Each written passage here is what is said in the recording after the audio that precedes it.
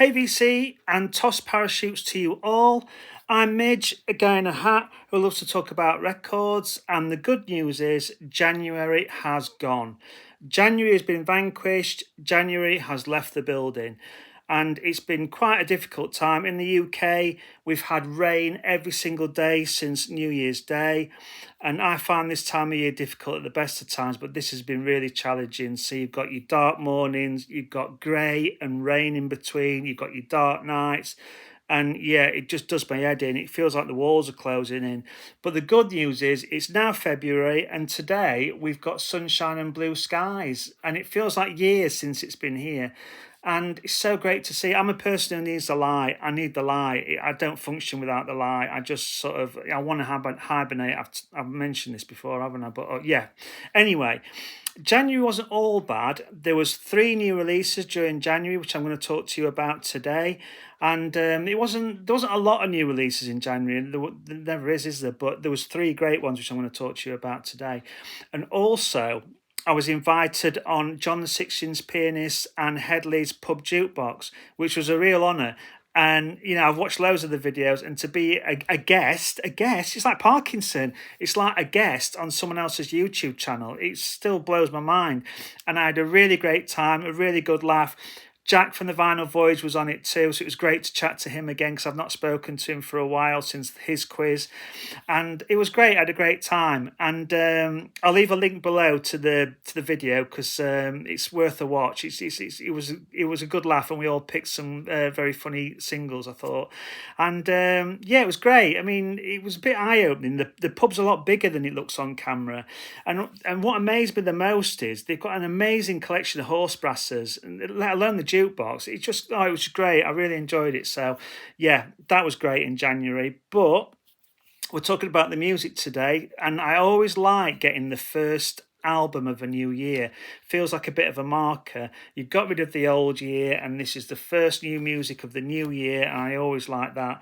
And for me, it was the 3rd album from Dry Cleaning, and this was produced by Kate LeBon, which I thought was really interesting because I like Kate LeBon, and she's pretty angular and off kilter, and so are Dry Cleaning. So I thought it was the perfect match, and it is. She's done a great job on the production here.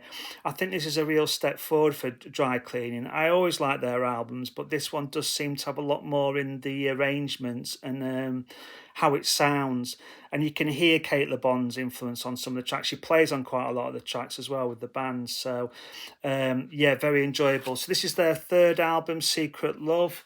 It's got this sort of bizarre artwork that you'd associate with Dry Cleaning, and it's not really business as usual, but Florence Shaw, the vocalist, if you've never heard Dry Cleaning before, she more or less talks through the songs. It's usually a mixture of found comments, snatched conversations and things like that.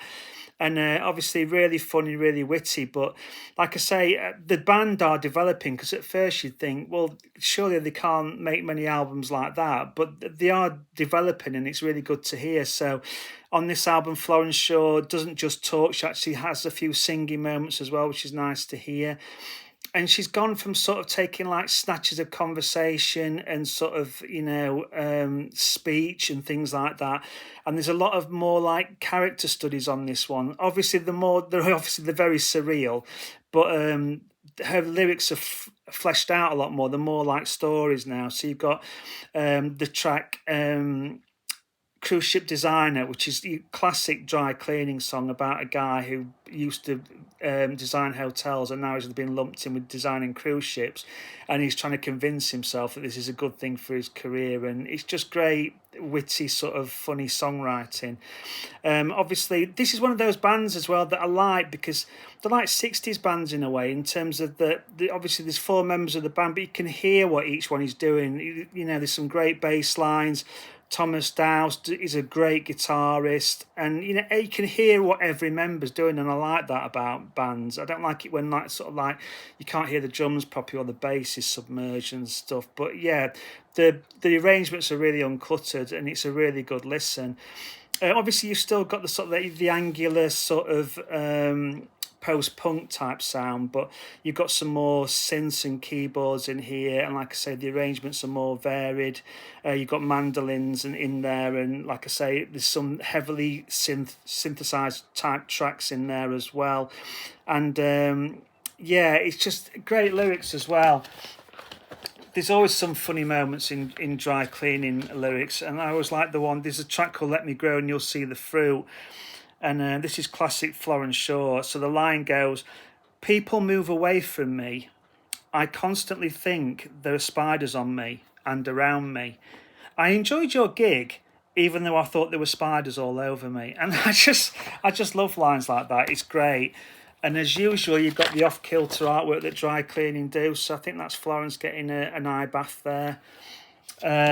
You've got an insert with paintings of the band members. And this really cracks me up, this one. There's a picture of the drummer, Florence Shaw, and the guitarist. And he's like a small child with a moustache on her knee. And it's just bizarre. But yeah, that just cracks me up for some reason, like a mustachioed child. It comes on apricot vinyl, which is nice. And also a bit off-putting is you've got the centre hole stamped in the eye, which is a bit spooky. But yeah, great album. I've been really enjoying it. There's a few extras with it. You get a sheet of stickers. I love freebies with albums. I love it. I love promotional stuff. And a signed print of the band there. So, you know, very nice all in all. And yeah, great album. Really been enjoying it. I'd say the standout tracks are The Cute Things and Joy. Check them out on YouTube. Very commercial tracks for them. But yeah, it's a great album. Really been enjoying this. And like I say, produced by Kate LeBon. I think probably this is their best album so far. I've been really enjoying this. It's a real step forward from the last one. So that's Dry Cleaning and Secret Love on 4AD. First album of 2026 for me. Superb. So the next of January's new releases is another favourite act of mine, and that's the 13th album. I can't believe that. 13th album by Sleaford Mods, The Demise of Planet X. And this is superb. I mean, I like Sleaford Mods anyway. I know them very much a Marmite type band, but I love Sleaford Mods. And I love Jason Williams' kind of like very English approach to rap. I mean, it is quite unique. Nobody swears like the Brits, and his sort of style of rap is just superb. Lots of very strange sort of like concepts in it. Lots of bizarre imagery. Lots of sort of off-kilter references. I mean, one of his insults in here is "you wear shit clothes like Jasper Carrot." I mean, it's just superb. But like I say, this is their 13th album, The Demise of Planet X. Planet X is a theory, well, a conspiracy theory really, about our planet colliding with another one and laying waste to it. And I think the idea of this album is that Jason's saying that it's already happened. We're already living in the waste of the planet falling apart. So you've got your usual angry sort of rants from Jason about things that annoy him. But the good thing about this album is, and I really believe the Sleaford Mods, to say how basic the setup is. Like I said, this is their 13th album, and every album I think is a step forward, or it has been so far.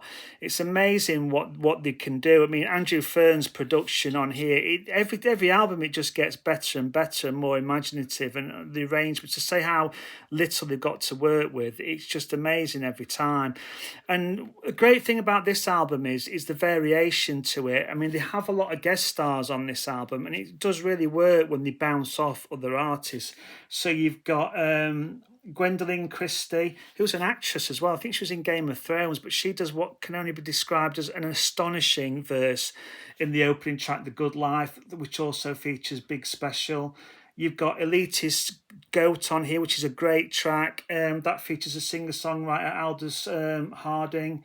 You've got Sue Tompkins on No Touch, the reggae artist Liam Bailey on Flood the Zone, and another rapper, Snowy, on Kill List. And it's great because it's not all just a Sleaford Mods. It's great to hear them bouncing off other artists and stuff, and it does really work on this album.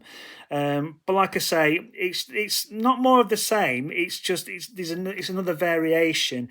Jason's still very angry about the state of the UK today. Like I say, lots of amusing lyrics, and lots of great touches to the music. The actual title track, The Demise of Planet X, it sounds exactly to me like the Magic Roundabout theme, just gone electro, and it's really funny.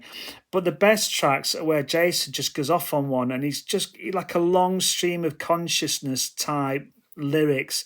Not all of them rhyme, but it's just great when he just lets rip. And the first track's a great example of that, The Good Life.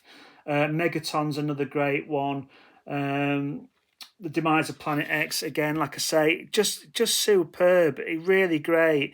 And yeah, it's just so enjoyable. It's just such a unique vision that they've pursued all this time, and like I say, it just gets better and better. And I like the artwork to this album as well. It's sort of like done like a sort of 50s B movie type thing, heavily colorized and things like that. And you've got the inner sleeve with all the lyrics on, and it's pressed on this sort of Swamp Thing type green toxic vinyl, nuclear waste vinyl. And also, apparently the sleeve is a glow-in-the-dark sleeve, and I tested this, and I'll show you the results now. So the Sleaford Mods album, they say it's got a glow-in-the-dark cover, so I thought I'd put it to the test. So I've driven out to the Yorkshire Moors, and I don't know if you can see this, but look, it does glow in the dark. And look,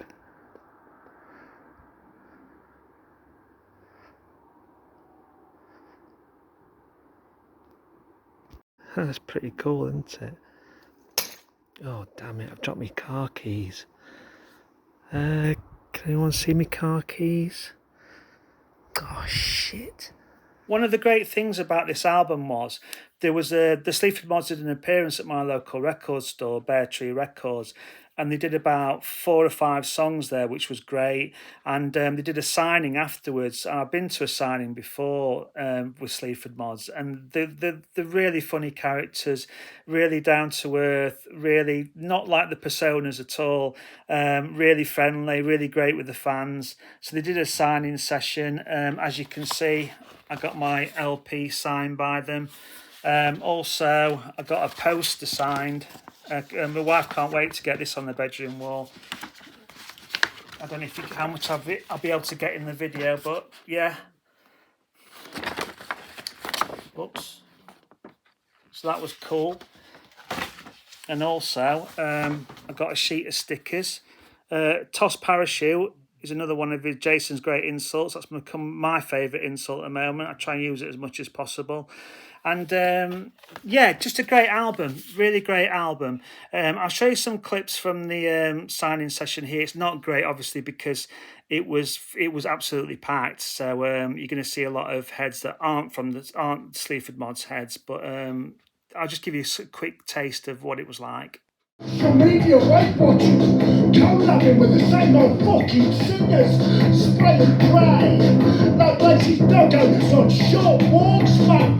Fucking wanker, fucking toss parachute, chisel, aircraft carrier. Megaton, no one on death. Megaton, Megaton, Megaton, Megaton.